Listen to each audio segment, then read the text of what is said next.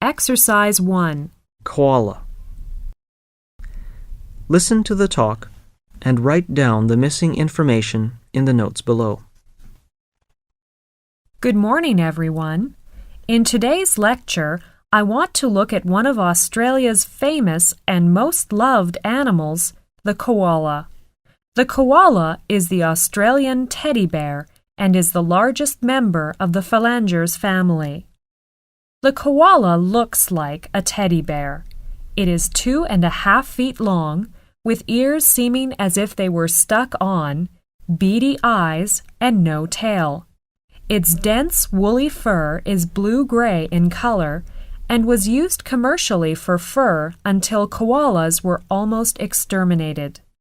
They are pouched mammals, of course not bears at all, but closely related to the phalangers. Koalas spend most of all their lives in the eucalyptus trees, feeding on their leaves. Their toes are armed with sharp claws, and their fingers are divided into 2 groups. The split in the hand, coming between the index and middle finger, instead of between thumb and fingers as in our hand. The great toe is thumb-like. All of these features aid in climbing. Koalas, although usually slow and deliberate in movement, are able to spring from one upright branch to another with surprising skill. Their babies are carried in the pouch at first. Then it clings to the fur of the mother's back, riding piggyback until it is almost as large as the mother.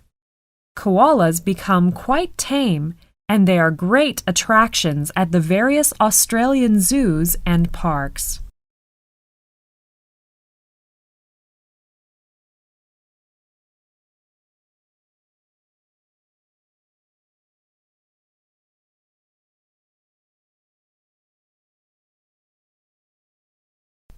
Exercise 2. Stamp collecting. Listen to the talk and write down the missing information in the notes below. The collecting of postage stamps is a hobby that interests people of all ages and all walks of life. It has countless followers in every land. There are over 2 million stamp collectors in the United States and Canada, and among these are a great many boys and girls. The most valuable stamp in the world is the 1-cent British Guiana magenta of 1856. Only one copy is known to exist. It is valued at about $50,000. There are other stamps worth several $1,000s, while many others are valued at hundreds of dollars. Yet most stamps are not expensive.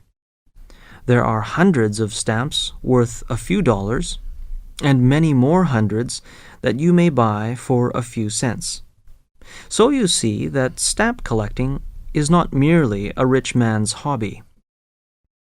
Each stamp collector finds his own stamps fascinating, no matter how much or how little money he spends on them. The reason is that there is always a story behind postage stamps. The countries of the world use them as a means of telling the world about their industries, their culture, their great men.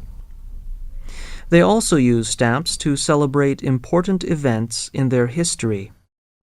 So, while a stamp collector is enjoying his hobby, he is also storing up knowledge about all kinds of things from every corner of the globe.